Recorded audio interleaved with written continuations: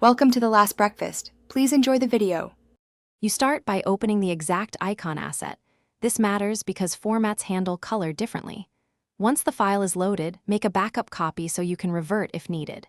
Next, inspect layers or groups to find the fill and stroke elements. This is where you'll change color.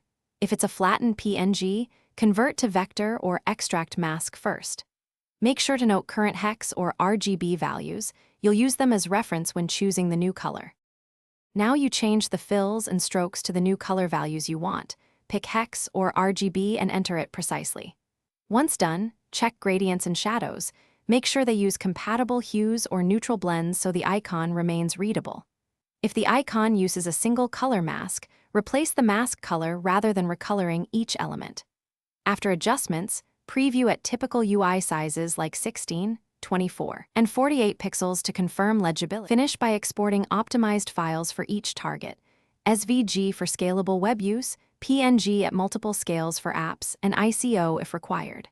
Once exported, place them into your project and refresh the UI. Make sure to clear caches so you see the new asset. Validate on both light and dark themes and multiple resolutions. If colors look off, check for embedded color profiles, CSS filters, or build time asset processing that might alter hues. Adjust at the source and re-export until the